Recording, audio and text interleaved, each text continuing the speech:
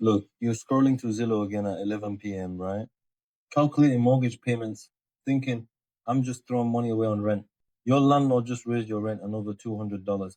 And everyone, your parents, your co-workers, the one uncle at Thanksgiving, they're all saying the same thing.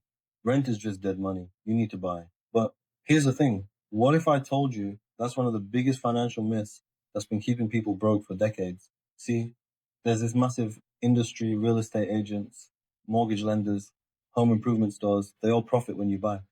And they've done an incredible job convincing everyone that renting is for suckers. So let's talk actual numbers. The average person thinks my rent is $2,000 a month.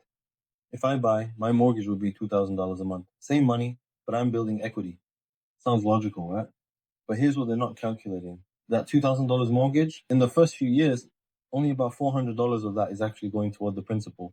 The rest, $1,600, is just interest. You're literally renting money from the bank.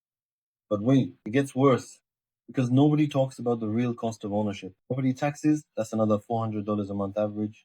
Homeowners insurance, add $150.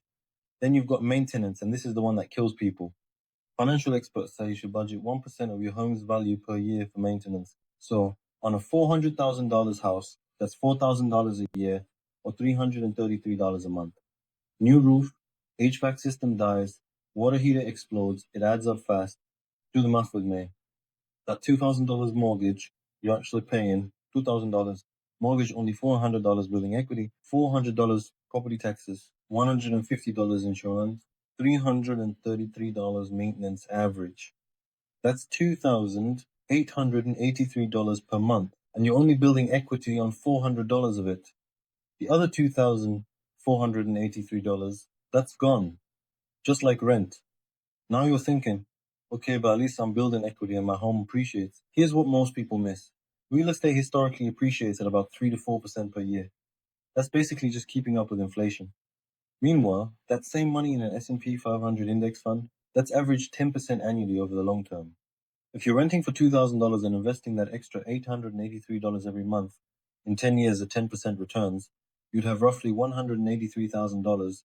Your homeowner friend, they might have $48,000 in equity after paying down that mortgage. Look, I'm not saying buying's always wrong, but here's the real truth. A house is an investment, it's a lifestyle choice. You buy because you want stability, you want to paint the walls purple, you want roots in a community.